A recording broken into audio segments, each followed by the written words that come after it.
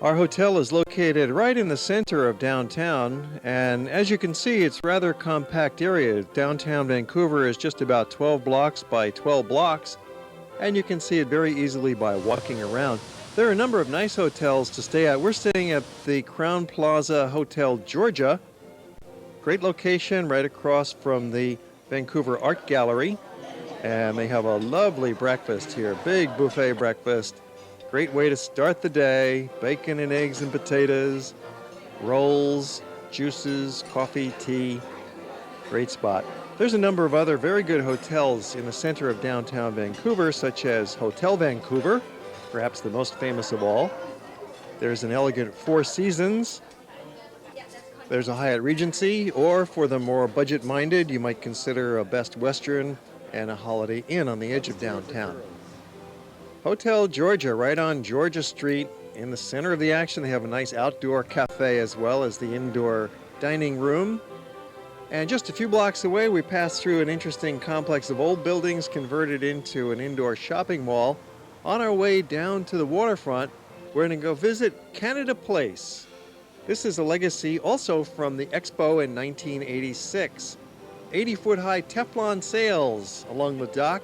This is where the big cruise ships to Alaska pull in and load up their passengers. Some of us wanted to jump on there, but we'll save that for another day and another program, a cruise to Alaska. That would be nice. Here's an aerial view of Canada Place. Flanked by cruise ships, the dock itself looks like a sailing ship ready to cast off. Tall masts keeping the Teflon sails aloft. And there's a lot of action in the harbor. You can walk along the decks and enjoy the views, watch the seaplanes taking off. They're available for flight seeing sites, or from here you can also travel underground. There's an underground shopping mall that had a nice food court where we had lunch, and then into the underground metro system, the SkyTrain. It's a subway in downtown, and then it's above ground on the edges of the city. Easy to buy the tickets. First you push the button to select your choice, put the money in, and the tickets pop out of these automated machines, and we're on our way onto Vancouver's SkyTrain metro system. It's automated, there's no driver on board, run by computers, and it's become a very popular system for the commuters in town. It's grade separated, so it does not conflict with existing traffic. And there's good connections to the nearby bus routes, which we took advantage of on the same ticket. We're heading into Chinatown. It's the Sun Yat-sen Gardens. It's said to be the only full-sized classical Chinese garden outside of China. This part of it is free and open to the public every day. There is an adjacent park that you pay a slight admission charge for, and there's also a cultural center that's attached to the gardens that does a lot for the Chinese community. Nearby, we're going up Pender Street, the main lifeline of Chinatown. Hello. Hello, hi. Bye. What's that, lychee? It's busy here all the time. It's a bustling spot. Great place for some people watching, for some nice photography, and maybe even purchase some Chinese goods while you're at it. And of course, you might want to have lunch in Chinatown. That's one of the main reasons we've come over to this part of the city. And we found this lovely restaurant that offered us very quick service and delicious foods at coffee shop prices, very reasonable. And you know it's all fresh and cooked to order. Great for our Hawaii group to stock up on some rice and noodles once again. Even though we've only been on the road for a couple of days, we're at the beginning of our Canada tour. Very delicious stop in Chinatown. Downtown is just a short bus ride away. And we find ourselves in the midst of the high-rise canyons. Vancouver is a very modern city. A lot of big, beautiful buildings, and there's a lot of arts and attractions, such as the Vancouver Art Gallery right on Robson Street. Robson Street is the most fun shopping street in the city. This is the place where all of the young trendies come to hang out and see and be seen and get their Gucci gear and other kinds of accoutrements for the young urban lifestyle. And there's lots of restaurants, cafes, and bars here right on Robson, so be sure to spend some time there. Also in the neighborhood, you'll find Joe Forte's Seafood. If you're a seafood lover, you're going to love Joe Forte's. They've got a rooftop deck that looks out over Robson Street. But it's so popular, you've got to make reservations if you're eating in prime time. It's open all afternoon, so what we did was just come in at about 4 o'clock in the afternoon and have a meal, great food, good service, and we didn't have to fight the crowds.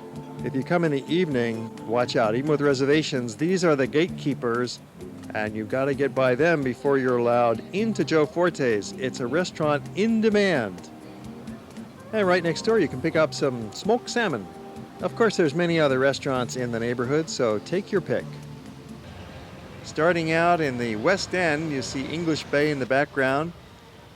It's a very popular residential neighborhood of the city.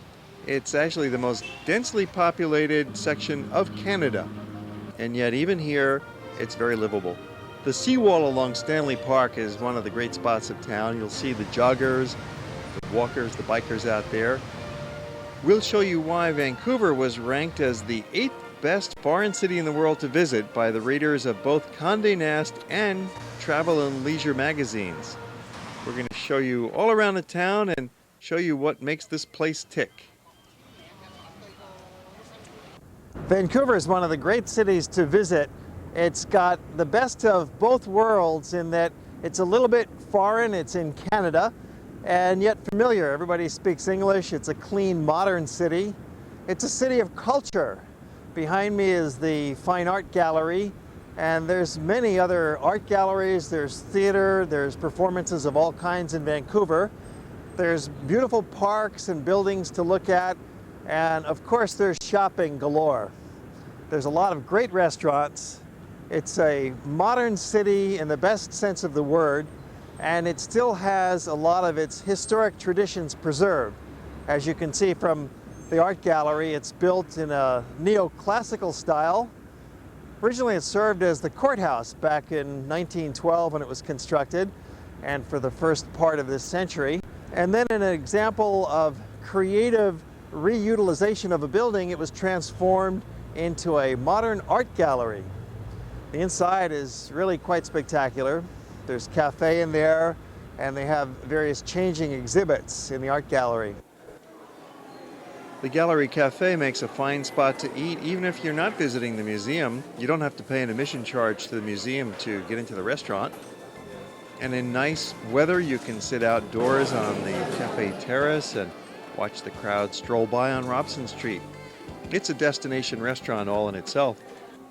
The building of the Vancouver Art Gallery was formerly a courthouse. It was designed by the same architect who designed Victoria's Empress Hotel that we were just having tea at. It was built in 1907, and then it was converted into this wonderful art gallery that's right in the very center of the crossroads of downtown.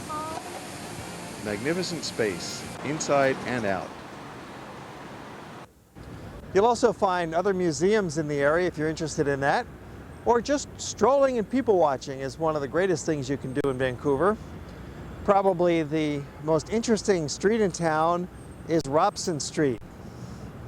You'll find people from all over the world walking and shopping and talking along Robson Street. There's also the Granville Mall, and then there's the waterfront with Canada Place, and a lot of other historic parts of town. You'd want to include a visit to Gastown and also a walk down to Chinatown while you're here in Vancouver. The weather is beautiful in the summertime. Here it's late July and temperatures are nice and cool. It's in the mid-70s today, which is a rather typical temperature for the summer in Vancouver. Great place to visit. One of the most popular neighborhoods for shopping and entertainment for both the visitors and the local people is Granville Island. Their famous public market has 50,000 square feet of fresh produce of all types. The farmers truck it in here and sell it themselves. And there's many other shops and restaurants and boutiques and sights to see out here in Granville. Arrive by boat if you can. They have this little pedestrian boat that brings you from downtown Vancouver right across False Creek over to the public market dock. And that's by far the best way to get here. And then kick back at Bridges and have a meal, listen to the buskers, the comedians, the musicians. There'll be jugglers to watch. and lots of artsy craftsy shops to enjoy. Granville Island is an example of successful urban renewal. It used to be the main industrial area of the city way back 100 years ago, and it became decrepit. It fell apart and redeveloped into this grand shopping area. Capilano Suspension Bridge is another one of the outstanding attractions of Vancouver. It's the world's highest pedestrian suspension bridge. It's 230 feet high above the river, and it's a thrilling experience. You walk out there and the bridge is shaking around and you're looking straight down, and people get scared. Some people get scared. Some people have a real hard time walking across the bridge. Others could do it blindfolded backwards. But it's fun no matter what. And there's some other attractions of this Capilano area. You pay to admission to go in to see the bridge, but there is a park nearby that's free, and even behind the bridge there's a nice little path through a redwood grove. Quite surprising to see a little forest patch of primary forest right here in the city itself. And they also have an Indian wood carving center that's quite fascinating. You can see the Native Americans doing their thing here, carving up totem poles, and of course you can buy some if you want to take a small totem pole home with you, or maybe one of their famous masks, or just have a look. In our survey of neighborhoods, we've got to mention Denman Street, a hip row of restaurants. Vancouver's Chinatown is one of the three great Chinatowns in North America, along with New York and San Francisco. It's a huge community. It goes for about 10 square blocks. It's loaded, of course, with restaurants and Chinese herb shops and all kinds of sundry stores. You can get appliances here. You can buy clothing in Chinatown. It's a very active, lively place. It goes for about 10 square blocks, particularly along Pender Street here and Main Street, main intersection of town, Chinatown. It's a terrific spot to come visit when you're in town looking around Vancouver. This neighborhood has seen wave after wave of immigrants settle in the area. Italians, Jews, Scandinavians, Russians, Ukrainians, Yugoslavs, and Japanese. And the Chinese began settling here just after 1947, when the racial exclusion laws were repealed by the BC government. Soak up the scents and sounds along these streets and then stop for a traditional lunch at one of the many dim sum houses. Another interesting neighborhood of Vancouver is Gastown. This is the earliest part of Vancouver, the first neighborhood to be settled. It was Old Town. It was originally built out of wooden structures over 150 years ago, and there was a fire and all the wood buildings burned down and replaced by these beautiful brick and stone structures.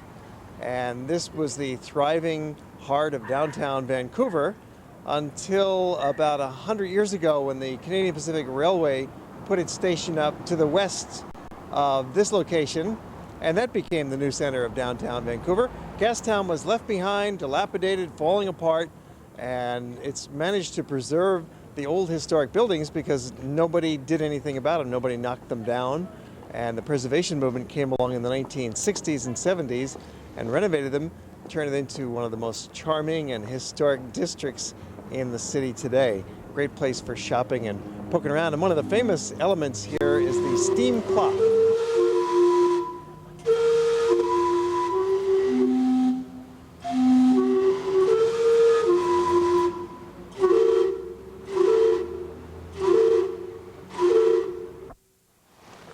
The downtown Vancouver Business Center is growing rapidly. The population of the city is about 500,000. Notice how they've utilized the buildings and converted what had been an outside alley into a pedestrian mall. This has become a little food court, and here you see what had been an exterior of a building. Now it's converted into a nice interior arcade. Well, it helps to protect it from the weather. They do have some cold winters, but it's seasonable. It's mellowed out by the proximity to the ocean, so it's not like you're up in Alaska or really buried under a lot of snow in the wintertime. There's also a great subway for getting around the city.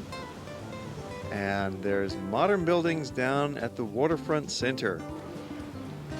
Harbor Center offers the best platform for viewing the city.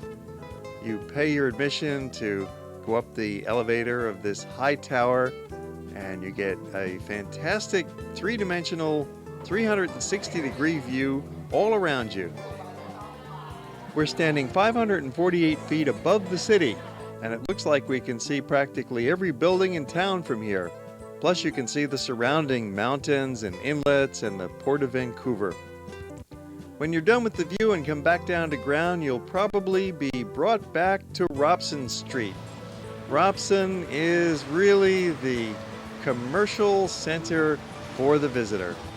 It's only about 5 blocks long at its heart, and you'll see even some street theater. It's Tony and Tina's wedding. Hi, Tony. Hi, Tina. Hi. That was an oddball play where you attend a wedding and then you walk a few blocks through the city and go to the reception and have a big party. Well, Robson Street itself is one big party. And they have 2 Starbucks at the same intersection. That's how many cafes are packed into this neighborhood. And it's filled with all sorts of customized shops and an excellent bookstore. The sidewalks are nice and wide. It's ideal for strolling. And particularly on a weekend evening, or any evening in the summer, this is where the town comes out to play. People are parading to see and be seen. After all, that's one of the most popular activities of a traveler or even a local resident, is people watching, along with shopping. So here you've got the two combined in one neighborhood of Robson Street. They call it the Rodeo Drive of Canada. They used to call this Robson Strasse because during the 60s and even the 70s, there was a lot of German delicatessens and bakeries here. There's a real European ancestry to this part of town. Now let's take you into one of the best restaurants in the city. This is 900 West. It has been in the Hotel Vancouver for the last 2.5 years. The cuisine is absolutely superb. It's what we call a classic West Coast cuisine. A little bit of a take on what is classic cuisine and all this new fusion cuisine that is coming out that is absolutely wonderful. Of course, with an international influence to it, since Vancouver is an international melting pot. It's a veal tenderloin with lobster, grilled asparagus and tomato. The halibut with a little soya vinaigrette and some roasted clams. And it's a miso-based crusted halibut. And it's just on a bed of braised Asian greens. Wow. And that's the Alberta buffalo. That's the beef tenderloin with our zucchini and artichoke fritter. And it's risotto croquette on the bottom there. Beautiful. So you're half Greek Half Greek, yeah, half Greek, half Belgian. and half Belgian. And then melted in Canada. But you were born and raised in Canada? Yes, I was, yeah, born in Vancouver. It has taken the stuffiness out of fine dining, but it still kept its classiness, as well as maintaining a casual atmosphere, a comfortable atmosphere, welcoming atmosphere for all of our guests. The very popular lobby bar is right next to the 900 West restaurant, and they have a great selection of wines. You can get a wine tasting on a tray if you like. That's a nice way to indulge the senses. In the afternoon, they serve a high tea here in the lobby lounge at a reasonable price. In the Hotel Vancouver, it's just a block off of Robson Street. Once again, we find ourselves back on Robson, the hottest spot in town. That completes our look at Vancouver. It's been listed in the world's top 10 cities by Condé Nast magazine, and we hope you've seen why it's such a great place. It's a wonderful city, great place to live, and a real nice place to visit.